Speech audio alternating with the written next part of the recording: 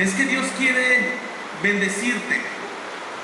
Yo quiero mostrarte un Dios verdadero, un Dios real, un Dios que se preocupa por cada uno de nosotros.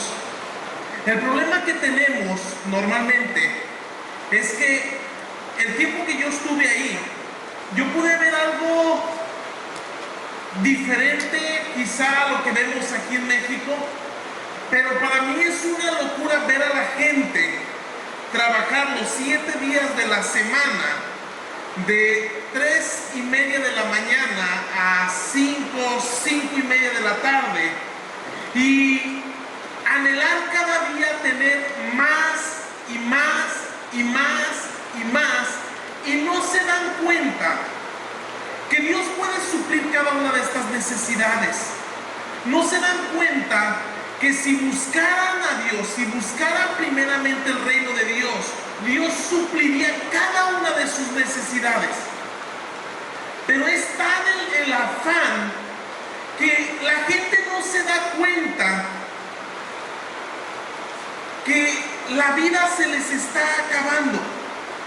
Y muchas veces nosotros en el matrimonio tenemos problemas económicos, tenemos problemas financieros, y la verdad, para que un matrimonio funcione bien, tiene que haber una buena comunicación, una buena economía y una buena intimidad sexual.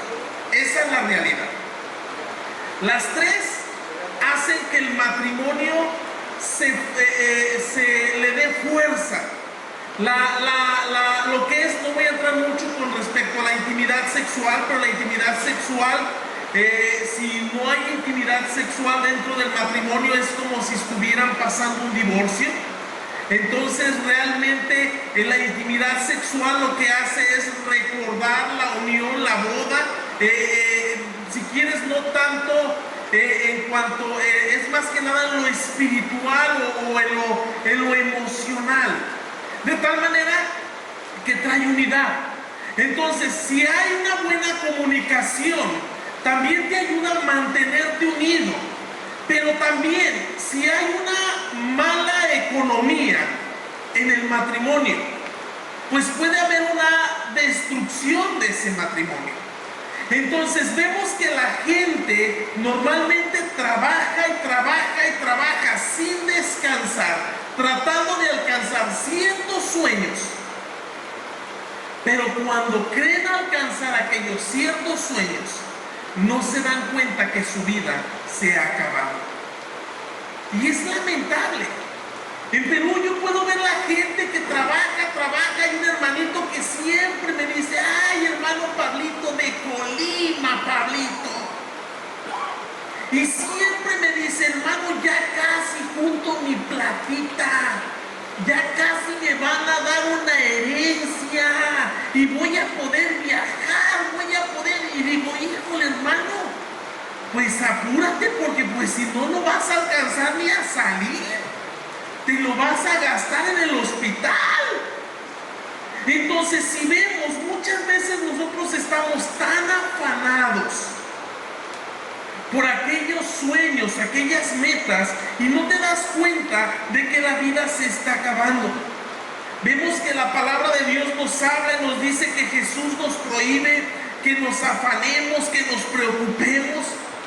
La palabra de Dios nos habla en Mateo capítulo 6, verso 25, dice: por tanto os digo, no os afanéis por vuestra vida, qué habéis de comer, qué habéis de beber, ni por vuestro cuerpo, qué habéis de vestir.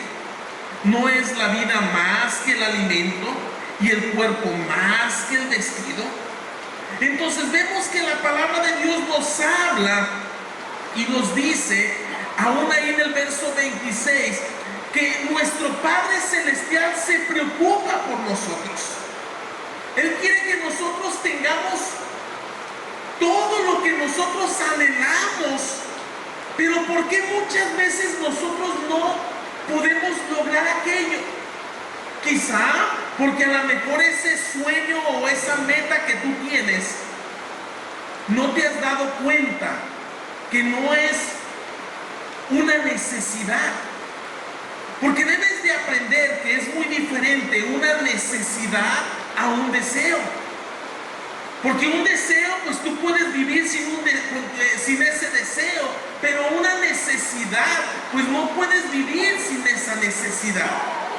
Como el alimento, el vestido, hay varias cosas, pero realmente, si nosotros en el matrimonio aprendemos a poder separar las necesidades con los deseos. Yo recuerdo a años que mi esposa me decía, oye, amor, por la casa, está bonita, está nueva, gracias a Dios, Dios suplió para la casa. Y decía, amor, yo pienso que pues unos cuadritos se verían bonitos ahí. Y le decía yo, amor, ¿necesidad o deseo? Y por fin una vez había ahí un dinero de más. Dije, pues vamos por los cuadros, pues. Compramos cuadros y aquello, gastamos. Y resulta que después surge una verdadera necesidad. Nos volteábamos a ver los dos, porque por los dos fuimos los culpables. Y decíamos, pues hay que volverle al cuadro, ¿no? Pues, ¿qué más nos queda? Entonces es muy importante aprender a conocer qué es una necesidad, qué es un deseo, pero también es importante conocer qué es lo que Dios quiere para nosotros. Porque quizá tú estás pidiendo algo que Dios no quiere que tú lo tengas, porque sabe que en el momento que tú tengas esto te puedes perder. Pero Dios tiene el anhelo de que cada uno de nosotros seamos bendecidos.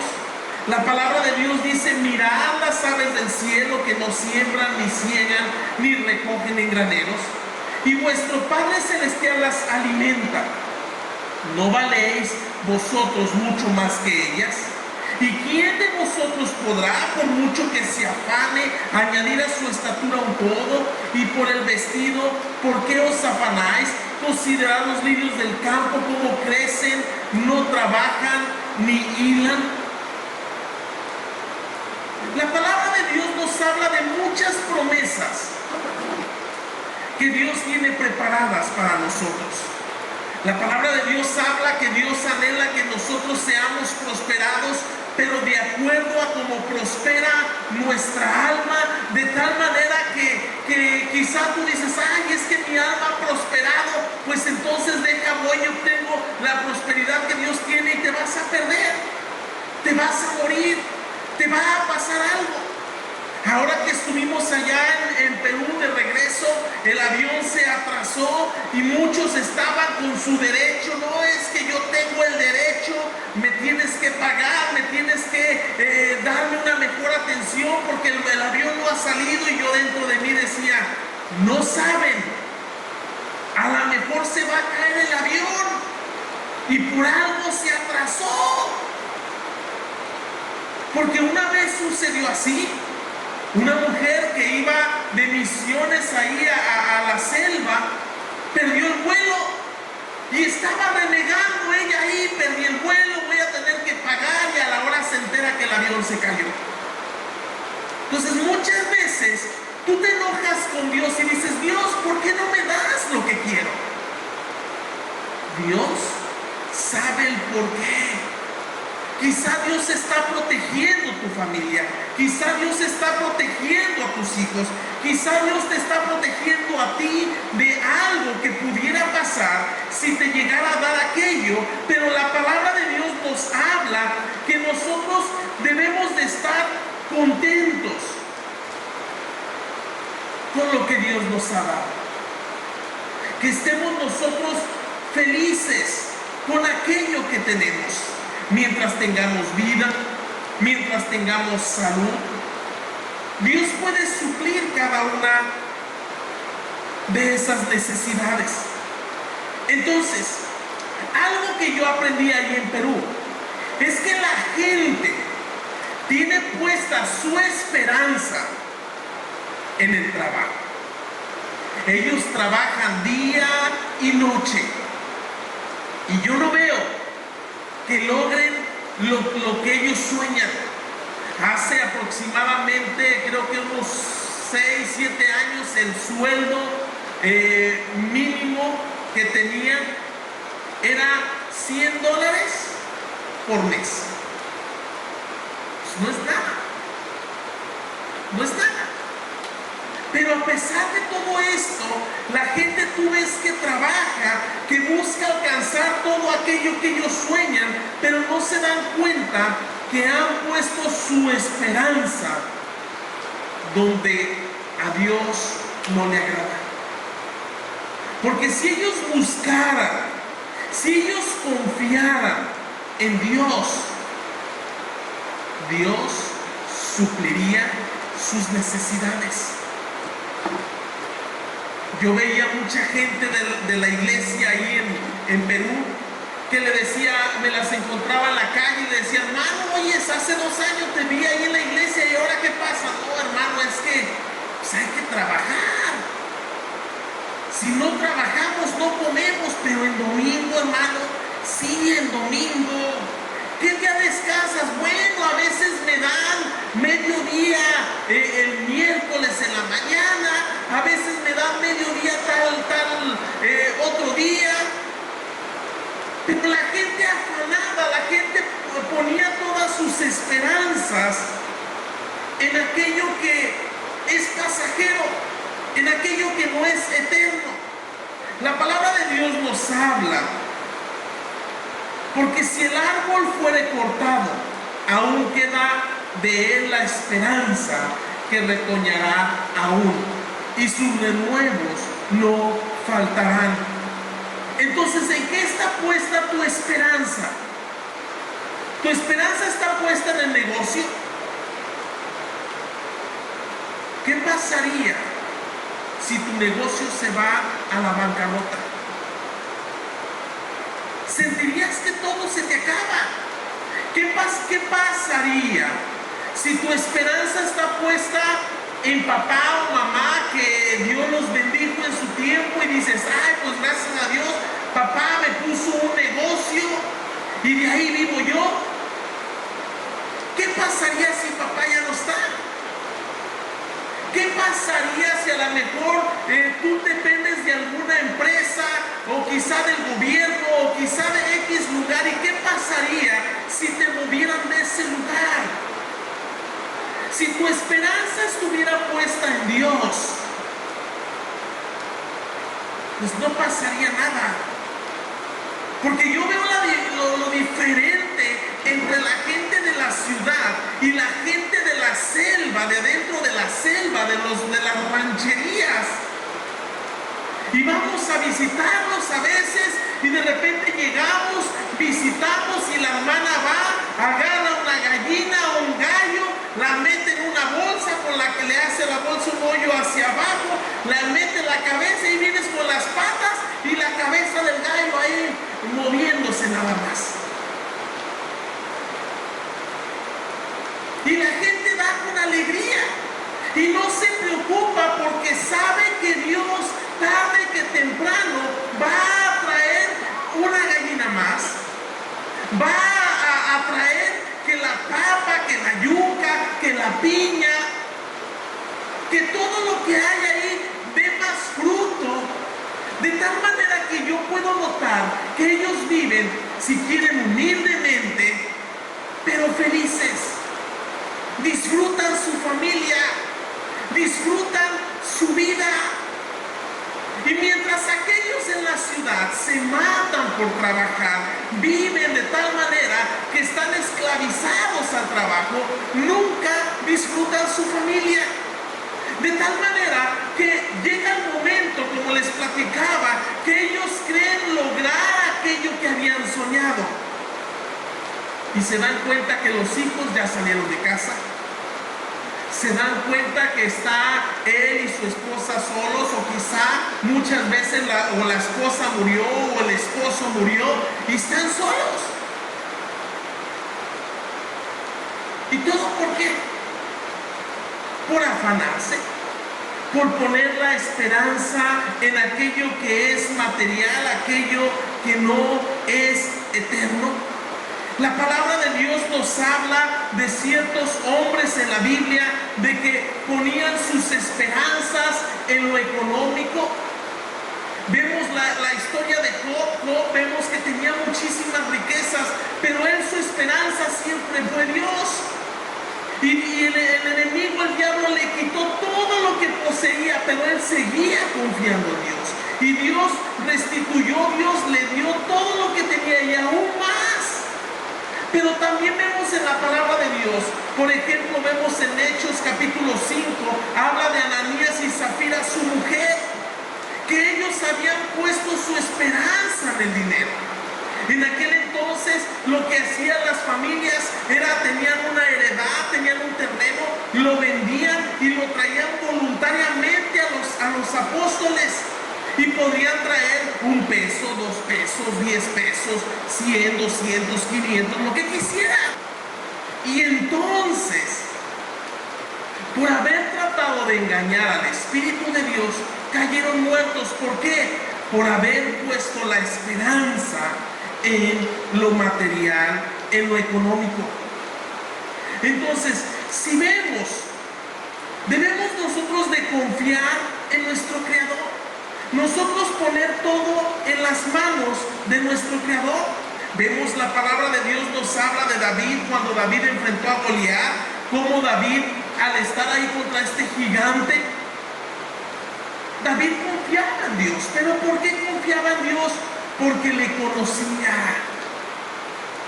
Quizás no estás aquí por primera vez y dices, bueno, es que me dicen que Dios puede solucionar mis problemas, que Dios puede hacer lo imposible posible, pero necesitas primero conocerle. Necesitas primero empaparte quién es Dios. Y Dios puede, aunque no le conozcas, Dios puede suplir aquello. Pero, por ejemplo, yo una vez, hace muchos años, nosotros dirigíamos la iglesia en una colonia muy humilde en Colima. Creo que era cada miércoles, les llevábamos despensa, les llevábamos pues desde frijol, aceite, atún, lo que pudiéramos. Y la gente bien fielmente. Y les dije yo a los que me acompañaban, creo que estamos mal acostumbrando a la gente. Les estamos aprendiendo a depender de nosotros y no de Dios. Entonces lo que hicimos fue empezar a hablar con ellos y decir, mira, yo te doy una comida que al final se te termina. Pero si tú conoces a Dios, Dios puede suplir todas tus necesidades, aunque yo no venga. Y hubo muchos que se quedaron fielmente. Pero hubo muchos que cuando vieron que nosotros no llevábamos esa despensa, pues prefirieron no ir. ¿Por qué? Porque dependían de nosotros. Ellos tenían la oportunidad de conocer a Dios. David conocía a su Dios, de tal manera que cuando el gigante llegó ante él, vemos que el gigante le decía, ¿acaso soy un perro yo? ¿O qué me vas a hacer?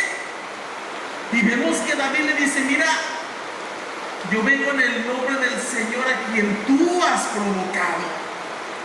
Y vemos la seguridad de David, pero porque David conocía.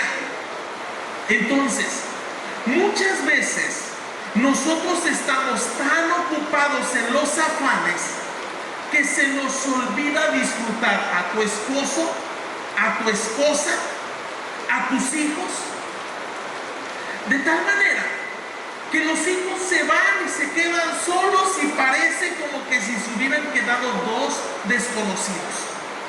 Porque no hay comunicación, porque no hay intimidad sexual y porque la economía pues se afanaron, lucharon, pero nunca lograron obtener o quizá lograron obtener, pero ya son unos perfectos desconocidos por haber descuidado las otras dos áreas que son muy importantes. Entonces, vemos que también muchos han puesto la esperanza en los afanes de tal manera que no llegan a ser felices, y de tal manera como están afanados, como han puesto la esperanza en lo material, en lo que no es eterno, muchos no le entregan a Dios lo que le corresponde. Muchos de los problemas económicos en el matrimonio es por no regresar la parte que le corresponde a Dios de lo que Él te ha dado. Porque si tienes un trabajo, lo tienes por Él. Si tienes economía, lo tienes por Él. Lo único que pide Dios es que le regreses el 10% de lo que Él te da. Pero muchas veces nosotros preferimos quedarnos con todo aquel dinero y se nos olvida de las promesas que Dios tiene para nuestras vidas cuando tú cumples con el diezmar. Y yo no vengo con el afán de que, porque muchos lo ven como, ¡ay! El diezmo es para que la iglesia pues se quede con el dinero. La iglesia, créemelo, Dios la puede sostener sin su dinero. Esa es la realidad. El orfanatorio que tenemos ahí en Colima, aproximadamente se gastan de 300 a 400 mil pesos, creo, por mes. Y yo digo, ¿de dónde sale? Solamente Dios sabe. Solamente Él. Entonces, cuando yo te hablo de los diezmos y las ofrendas, es porque cuando yo aprendí a diezmar, pude ver cómo Dios realmente deprende al devorador, que el devorador lo que quiere es robar las promesas que Dios tiene para tu vida. De tal manera que tú puedes vivir una vida económica de una manera agradable, de una manera, una vida económica buena. ¿Por qué te digo esto? Porque muchas veces nosotros, sin darte cuenta, le estamos robando a Dios. Yo traigo este libro, un libro recomendado, dice El manejo correcto de las finanzas. Se los recomiendo. Creo que aquí lo tienen también, se los recomiendo. Pero habla con lo que es el saber diezmar, el saber dar para Dios, y habla cómo puedes manejar tu economía. De tal manera que cuando yo empecé a diezmar, me empecé a dar cuenta que Dios bendecía mi 90% que yo me quedaba. De tal manera que podía ver el fruto de todo aquello. Entonces la palabra de Dios nos habla en Malaquías capítulo 3, verso 8. Dice así: ¿robará el hombre a Dios? Dice, pues vosotros me habéis robado. Y dijisteis, ¿en qué te hemos robado? En vuestros diezmos y ofrendas. Vemos que Malaquías insistía al pueblo que entregara su diezmo para que dejara de quedarse con el porcentaje de Dios. El sistema de los diezmos se había establecido en los tiempos de Moisés. Y la palabra de Dios nos habla en los tiempos de Moisés, en Levíticos capítulo 27, verso 30. Lo que quiero es que veamos qué es lo que dice aquí, la importancia de que aprendamos qué hacer con nuestros diezmos. Y ver, dice la Biblia, probadme ahora en esto. Y sabes, irá bendición tras bendición tras bendición. Y quizá muchas veces no lo ves en lo económico, lo ves en acciones que dices, ¿cómo lo hice yo? Hubo una vez que había un hombre medio sospechoso cerca de la casa de mi hermana, y yo había llegado, y de repente el hombre estaba dando vueltas en su carro y vueltas en su carro, y yo dije, ¿este qué trae? Y se me acerca y me dice, ¿tú vives aquí? Le digo, no, yo no vivo aquí.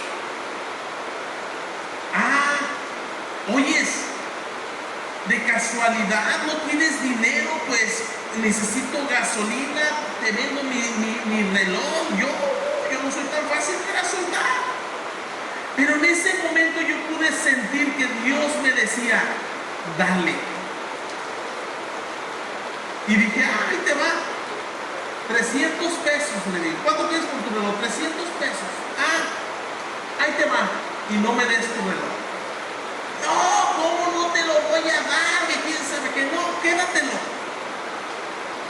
Y me insistió y me dice, es que realmente yo no ocupo 300, ocupo 350, mira esto, el otro. Ay, te van los 50 extra. Ay, te van de los, no me lo des. Al final me aventó el reloj y se fue. Pero yo no sé de qué me salvó Dios.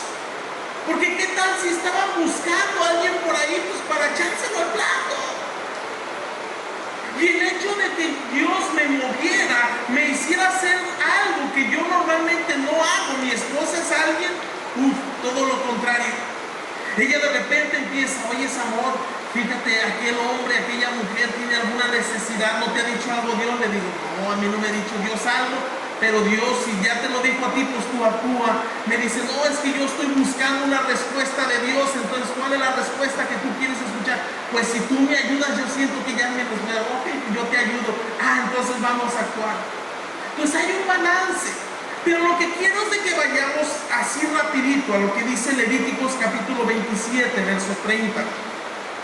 Dice, el diezmo de la tierra, así de la simiente de la tierra, como el fruto de los árboles de Jehová es cosa dedicada a Dios. Y una de las cosas que yo aprendo en Perú es que la gente que vive en la selva es muy común que vayan con unos 2 sacos de limones, unos 3 sacos de papa, unos sacos de carbón. Les ha tocado hasta que les dejen unas 50, 100 pollos. Porque la gente, ¿qué es lo que hace? Vive esta porción. Ellos saben que si ellos le entregan lo que corresponde a Dios, Dios va a suplir sus necesidades de tal manera que van a poder vivir de una manera pero tan agradable. Y vemos que dice aquí, cosa dedicada a Dios. Y aquí a veces es difícil ver esto, ¿no? Pues gallinas, gatos, me ha tocado cargar gatos, me ha tocado cargar pavos, y ahí vamos en el camión con todo aquello cargando, y todo, ¿por qué? Porque pues la gente entrega sus diezmos, ¿no? Y dice, y si alguno quisiera rescatar algo del diezmo, añadirá la quinta parte de su precio por ello. ¿Qué dice esto? Que si tu diezmo, el diezmo debe de ser la primicia, lo primero. Yo recibo mi dinero y lo que hago, ok, 10% lo guardo y no lo toco. Y si lo toco, aquí dice que añadirá una quinta parte por ello. Entonces, ¿qué quiere decir? Que si el diezmo son 100 pesos, lo divides entre 5, son 20 pesos. Entonces, cuando tú restituyas tu diezmo, tiene que ser 120 pesos. Y dices, pues qué chiste, me está cobrando Dios intereses. A ver, muchas veces nosotros, yo traigo mi tarjeta de crédito porque para viajar pues, se necesita, pero muchas veces, si Dios no me pidiera la quinta parte de ello, pues para mí sería más fácil tocar los diezmos y luego se los regreso. Y a la tarjeta no, porque por los intereses luego me cuelgan y me ahorcan. Entonces se hace más fácil, pero la palabra de Dios habla que añadiremos una quinta parte por ello. Y dice, y todo del diezmo de vacas, de ovejas y de todo lo que pasa por bajo la vara, del diezmo será consagrado a Jehová. ¿Qué quiere decir? Yo tenía un celular y pues yo el tiempo que compré el celular, pues yo diezmaba, pero se me ocurrió venderlo. Y lo vendí en 1,000 pesos. Y digo, bueno Dios, pues yo ya diezmé todo el tiempo. Pero ahí dice que todo lo que pasa bajo la vara, quiere decir todo lo negociado del diezmo, que tenemos que pagar diezmo, será consagrado para Dios. Entonces mucha gente comete el error, porque yo lo he cometido, digo, pues ya diezmemos, total, y de repente de esos 1,000 pesos que me quedo, se deshacen, se van, se pierden. ¿Todo por qué? Por no hacer lo que dice aquí. Entonces dice, todo lo pasado por la vara, o sea, lo que es negociado, el diezmo será consagrado a Jehová. Y luego vemos también que dice, no mirarás si es bueno o malo, ni lo cambiarás. Y si lo cambiare tanto como el que se dio a cambio, serán cosas consagradas y no podrán ser rescatados. Aquí, pues en el dinero no aplica, porque pues ni modo que veas un billete más bonito que el otro, ¿no? Pero me ha tocado ver con respecto a que allá en Perú le dicen al pastor, pastor, mire, tengo este cochinito, bueno, este chancho, allá le dicen chancho, aquí tengo este chanchito. Ese, dice, todos son de colores diferentes, pero ese es el único que no se parece a ninguno. Ese se lo dedico a la iglesia, pastor. ¿Qué le parece? Pues está bien, perfecto. ¿Cuál creen que crece más bonito, más bonito? Pues ese. Y resulta que el hermano dice, pues el pastor no se va a dar cuenta. Ya cuando ya los engordaron, ya todo, pastor, mire, le traigo este. Y el pastor le dice, no, yo me acuerdo que el mío era el blanquito porque todos eran morenitos. No, pastor, es que le creció la mancha más y pues no. Y resulta que por haber hecho eso, tanto el chanchito o el chancho hermoso, tanto el chancho entregado a la iglesia, quedaron enfermos. ¿Todo por qué? Porque la acción trajo una maldición. Entonces, si vemos, en el matrimonio es muy importante que aprendamos a diezmar para que Dios pueda hacer la obra perfecta de tal manera que nosotros podamos ser bendecidos. En Malaquías capítulo 3, verso 8, ahí en Malaquías 3 habla con respecto al diezmo y dice, robará el hombre a Dios, que ya lo leímos, pues vosotros me habéis robado. Y dijiste, ¿en qué te hemos robado? En vuestros diezmos y vuestras ofrendas. Y luego dice, malditos sois con maldición, porque vosotros, la nación toda, me habéis robado. Traed todos los diezmos al alfolí y haya alimento en la casa. Y dice, y probadme ahora en esto, dice Dios de los ejércitos, si no os abriré las ventanas de los cielos y derramaré sobre vosotros bendición que sobreabunde. Y dice, y reprenderé también por vosotros al devorador, y no se os destruirá el fruto de la tierra, ni la vid de vuestro campo será estéril, dice Jehová de los ejércitos. Y vemos aquí algo muy importante. Habla de yo reprenderé al devorador. ¿Saben cómo yo aprendí esto? Hubo una vez, yo todavía no sabía que cuando entregas si tú usas tu diezmo tenías que añadir una quinta parte. Yo traía mi diezmo y mi papá me dijo, hijo, el misionero fulano de tal ya se va. ¿Le puedes dar, por favor, 1,000 pesos? Y yo dije, pues traigo mi diezmo, luego lo regreso. Le entregué sus 1,000 pesos. Yo regresé después. Mi papá me entregó los 1,000 pesos, los regresé.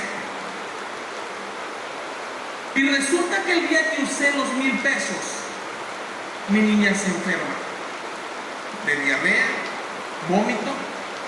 Y me voy y me fijo, el causante fue que el refrigerador se dañó. Exactamente cuando agarré yo el dinero que le correspondía a Dios.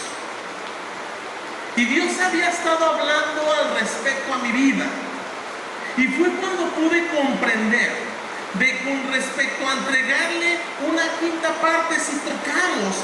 pero pude entender que el devorador es el enemigo que quiere robar, matar y destruir tu tranquilidad, tu familia, simplemente ¿por qué? Porque tú le estás abriendo una puerta donde el enemigo dice, pues le está robando a Dios, como dice que ama a Dios. Entonces es muy importante que nosotros aprendamos, y dice, traedme todos los diezmos al alfolí y haya alimento en casa, probadme ahora en esto, dice Jehová de los ejércitos. Y vemos que habla del alfolí. Quizá tú te preguntas, ¿dónde voy a traer mis diezmos? Pues muy fácil, donde te alimentas espiritualmente. Yo conocí una persona que se alimentaba espiritualmente aquí, pero ella decía, la iglesia fulana de tal tiene más necesidad. Y resulta que una vez le platicó a su hija, y su hija la llevó a un restaurante, le dijo, mamá, aliméntate. Comió allá en Perú, comió la señora, y enfrente estaba otro restaurante más feíto. Le dice, mamá, pues no hay que pagar aquí, mamá, pues mejor hay que pagarle al del frente. ¿Cómo crees, hija? Mamá, es lo que tú haces con Dios.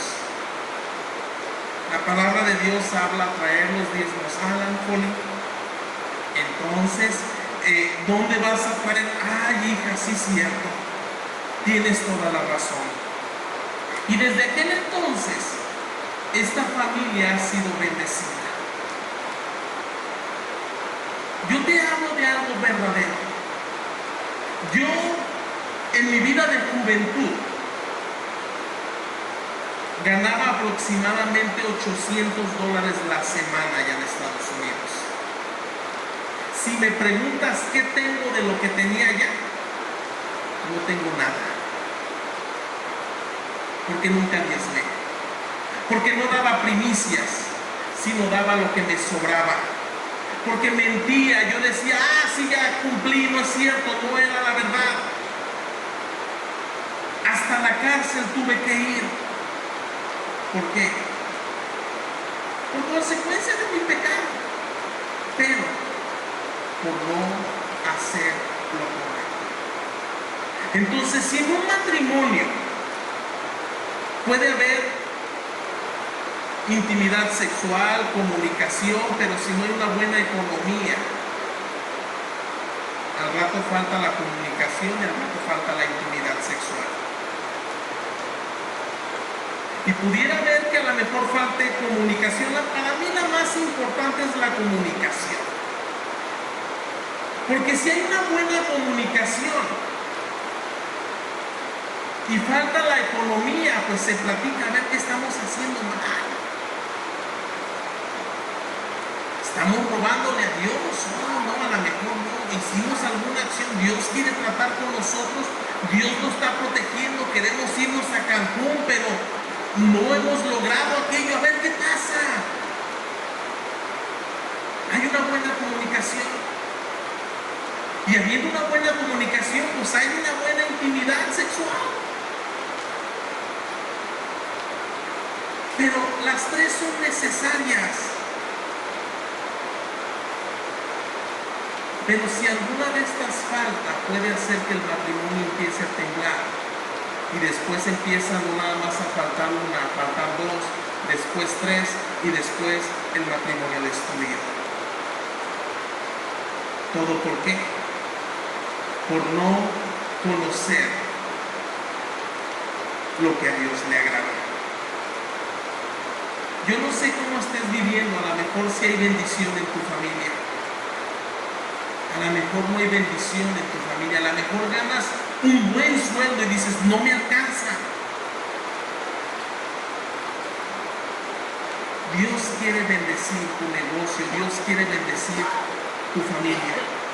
Primeramente, no te afanes, no te afanes. Segunda cosa, tu esperanza ponla en Dios. Y si tú pones tu esperanza en Dios, pues pruébale ahora en esto. Entrégale lo que le corresponde a él. Y créeme, Dios puede suplir todas tus necesidades.